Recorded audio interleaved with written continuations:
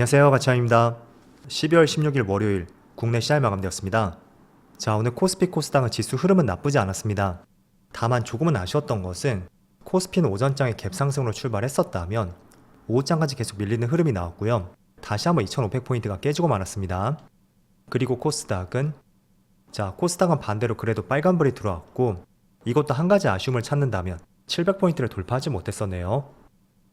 그리고 시총 상위 종목들을 보면 오늘 하이닉스는 2%의 좋은 흐름이 나왔고요. 반대로 삼성전자는 많은 규모는 아니었지만 그래도 파란불이 들어왔습니다. 그리고 바이오주 두 종목하고 네이버 이렇게 4개의 종목을 제외하면 전체 모두 파란불로 마감이 되었고, 그리고 코스닥도 지수 자체는 빨간불로 마감이 되었지만 전체적으로 봤을 때는 파란불이 들어온 종목이 더 많은 것 같습니다. 그리고 코스피 수급을 살펴보면 여전히 오늘도 외국인의 많은 순매도가 이어지고 있고요. 또 코스닥도 마찬가지로 오늘은 외국인의 많은 순매도가 났습니다. 그래서 코스피 코스닥 오늘 수급이 다 비슷했던 것 같고, 그리고 삼성전자도 비슷한 수급이었습니다. 오늘까지 한 달 내내 계속 순매도가 이어지고 있고 기관도 특별히 매수세는 들어오지 않았었네요. 반대로 SK 하이닉스 오늘은 외국인의 많은 순매수가 들어왔고 약간은 삼성전자와 대조되는 수급인 것 같습니다. 그리고 네이버도 오늘 빨간불이 들어왔었고 오늘은 많은 규모는 아니었지만 기관과 외국인의 양매수가 들어왔습니다. 자, 그리고 반대로 카카오 이 종목은 약간은 네이버와 세트로 움직이는 경향이 있는데 오늘은 기관과 외국인의 많은 순매도가 났었네요. 자, 그럼 이어서 주체별 매매 동향에 대해서 살펴보도록 하겠습니다. 12월 16일 외국인이 가장 많이 매수한 종목은 SK하이닉스, 이수페타시스, 네이버, LG에너지솔루션, 두산에너빌리티 이렇게 순서대로 매수했고, 사실 오늘 하이닉스를 제외했다면 그렇게 매수 규모가 많지는 않았습니다. 그래서 오늘은 외국인이 전체적으로 하이닉스를 집중했었다 이렇게 설명을 드릴 수가 있고요. 그리고 기관은 레버리지 쪽에 많이 베팅을 했었네요. 그리고 SK이노베이션, 삼성전자, 포스코홀딩스 이런 종목들을 매수했지만 마찬가지로 규모 자체는 많지 않았습니다. 이어서 1증시를 보겠습니다. 우선 지난주 금요일 미국 시장 흐름은 다소 조용했던 것 같습니다. 나스닥은 0.1%의 빨간불이 들어왔고 또 2만 포인트를 장중에 계속 터치를 하고 있지만 아직까지는 조금 더 힘이 부족한지 확실하게는 돌파하지 못하는 것 같습니다. 그리고 S&P 500도 마찬가지로 전날과 거의 동일하게 마감이 되었고요. 다우지수도 비슷하게 빠졌습니다. 일단 다우지수는 지금 7거래 연속으로 파란불이 들어오고 있거든요. 하지만 그 폭 자체는 깊진 않은 것 같고요. 어쨌든 조만간에 반등이 나올 수는 있겠죠. 자, 그리고 반도체 어제 반도체 지수는 무려 3.3% 급등이 나오면서 가장 시장 흐름이 좋았던 것 같습니다. 어쨌든 반도체에 큰 반등이 나왔던 것은 미국의 반도체 기업 브로드컴이 무려 20% 이상의 급등이 나오면서 기존에 몇 개월간 형성이 되었던 박스권 있죠? 그 박스권 상단을 강하게 돌파하는 흐름이 나왔습니다. 자, 그래서 시총이 무려 1조 달러를 돌파했고요. 이거는 미국 기업 중에서 9번째라고 하더라고요. 그래서 금요일 종가상으로 봤을 때도 워렌 버핏의 버크셔 해서웨이 있죠? 그 기업을 제치고 시총 10위까지 올라섰습니다. 어쨌든 브로드컴의 한 차례 급등이 있었고 그 때문에 미국의 반도체 지수의 급등과 함께 국내 시장에서는 SK 하이닉스의 흐름이 괜찮게 나오는 것 같습니다. 지금 1.9%의 빨간불이 들어오고 있고 반대로 삼성전자는 조금 빠지고 있네요. 어쨌든 미국 시장에는 이런 이슈가 있었고요. 그리고 한 차례 급등이 나왔던 이후에는 두 가지 배경이 있습니다. 자, 첫 번째는 목요일에 장 종료 후에 실적 발표가 있었고 그때 실적이 나름대로 준수하게 나왔습니다. 그래서 목요일 시간에 한 차례 반응이 있었고 그게 금요일 정규장으로 이어졌다고 할 수가 있습니다. 그리고 두 번째는 브로드컴이 대형 클라우드 기업 3곳과 개발 중인 AI 칩이 있거든요. 그거를 TSMC에서 생산할 것이라는 보도가 있었고 그 때문에 TSMC 주가도 한 차례 급등이 나왔습니다. 자, 결국에는 AI 칩을 생산하는 기업, 우리가 흔히 알고 있는 엔비디아가 있잖아요.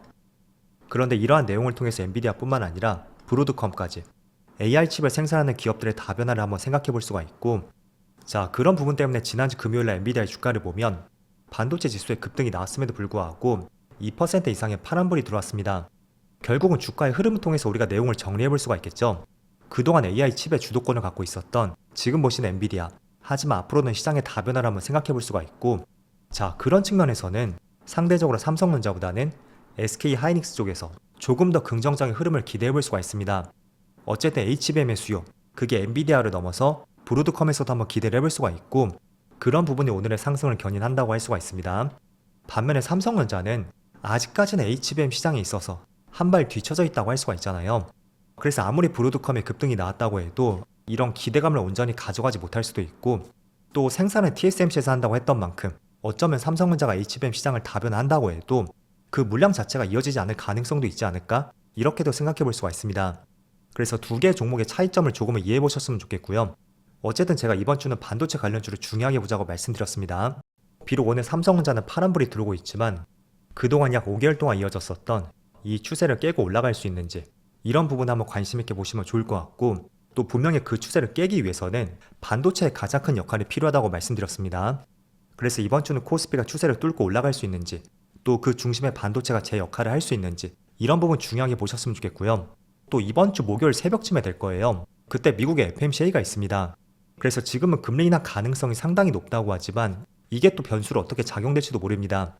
그래서 목요일날 새벽이면 국내 시간은 목요일 정규장이 반영이 되겠죠. 그때 시장의 흐름도 살펴보시고, 또 목요일이 굉장히 중요한 것이 미국뿐만 아니라 많은 국가들의 금융통화회의가 있습니다. 대표적으로 영국도 금리 인하를 할지 말지 그런 결정을 내리는 하루가 될 수 있으니까 특히 이번 주 목요일날 시장 흐름을 자세하게 한번 살펴보시고요. 그리고 FMCA가 있는 그 타이밍쯤에 미국의 마이크론 테크놀로지의 실적 발표도 앞두고 있습니다. 그래서 이 모든 것들이 목요일 시장에 모두 반영이 될 것이고요. 여러 가지 이벤트라든지 또 추세적인 부분들을 봤을 때 특히 이번 주가 가장 중요한 한 주가 될 것 같고, 또 그 중에서도 이번 주 목요일쯤이 더욱더 주목할 수 있는 하루가 될 것 같습니다.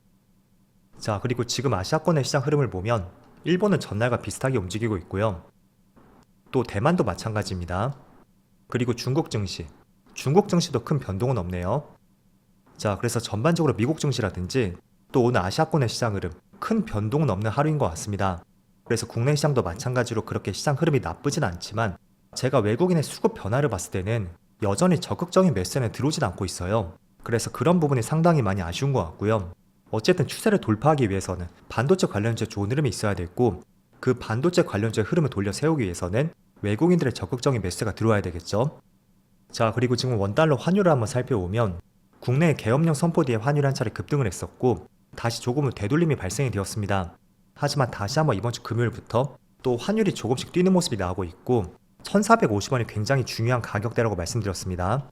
이거는 2022년 고점, 그때 최상단이라고 할 수가 있고, 또 계엄령 선포가 있었고 그 다음날 환율을 봤을 때도 그때도 1450원까지 반등을 했었거든요. 그래서 지난주에 한 차례 환율이 조금 안정세를 찾긴 했지만 다시 한번 환율을 뛴다는 것도 어쩌면 1450원을 돌파하지 않을까? 이런 생각도 한번 해볼 수가 있고, 결국은 환율이 이 1450원을 돌파한다는 것은 코스피 지수도 추세 반전에 대해서는 기대감이 상당히 줄 수 있는 그런 흐름이라고 할 수가 있겠죠. 그래서 환율이 지금 조금씩 올라가고 있지만 1450원을 돌파하지만 않는다면 저는 다시 고점으로서 안정세를 찾을 가능성이 있다고 판단이 되지만 결과에 대해서는 어느 누구도 알 수는 없습니다.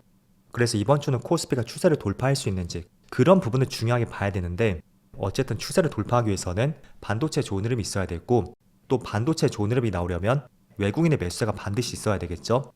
하지만 환율이 이렇게 다시 한번 반등을 한다는 것은 외국인의 이탈 가능성도 계속 생각해 볼 수밖에 없습니다. 그래서 혹시나 지금 매수 타이밍을 고려 중이시라면 한번 확실하게 흐름을 체크해보고 투자하는 것도 나쁘지 않을 것 같습니다. 물론 미리 짐작해 투자했을 때는 그 결과가 내 생각대로 간다면 굉장히 또 좋은 수익을 얻을 수도 있겠죠. 하지만 그렇지 않다면 또 손실이 발생될 수도 있는 만큼 지금은 어떤 결과를 확실히 확인하고 나서 그때 매수 결정을 해보는 것도 중요할 것 같습니다. 자, 그래서 종합적으로 시장의 흐름에 대해서 한번 간단하게 체크를 해봤고요. 그리고는 거래대금 상위 종목들 한번 살펴볼게요. 일단 삼성전자는 1% 빠지고 있고, 반면에 벡트라는 종목, 이 종목은 신규주입니다. 그리고 하이닉스는 조금 전 이후로 빨간불이 들어오고 있죠. 또 엑스게이트라는 종목이 27% 급등이 나오고 있는데 이 종목은 양자컴 관련주거든요. 양자 관련주는 지난주부터 크게 급등을 했었고 오늘까지도 크게 급등을 하고 있습니다. 그래서 지금은 따라가기에는 굉장히 위험할 수가 있겠죠. 또 이수페타시스, 이 종목도 오늘 15% 급등이 나오고 있고, 하지만 이 종목은 굉장히 지금 변수가 많은 종목이에요. 유상증자를 하겠다 말겠다 굉장히 지금 시끄러운 상태이고, 비록 오늘 15% 급등이 나오고 있지만 지금 추세를 봤을 때는 결코 매력적인 차트는 아닌 것 같습니다. 그리고 알테오전도 조금 빠지고 있고, 네이버는 다시 또 빨간불이 들어오고 있습니다. 또 대원전선, 일단 오늘 이 종목은 특별한 이슈가 있었던 종목은 아니거든요. 하지만 27% 급등이 나오는 것은 아마도 정치 테마주로서 네이버에 검색하니까 정치 테마주로 한 차례 분류가 되어 있었고요. 그런 관점에서 오늘 급등이 나오는 것 같습니다. 그래서 전체적으로 거래대금 상위 종목들을 보면 신규주라든지 또 정치 테마주, 양자 컴퓨터 관련주 이런 종목들이 급등이 나오고 있고, 그리고 AI 소프트웨어 기업들 있죠. 루닛이라든지 네이버 이쪽도 괜찮은 흐름이 이어지는 것 같습니다. 자, 어쨌든 거래대금 상위 종목들을 통해서 어떤 종목들이 큰 시세를 분출했었고 또 어떤 재료를 갖고 있는지 그런 것들을 꼭 한 번씩 살펴봐야 된다고 말씀드렸습니다.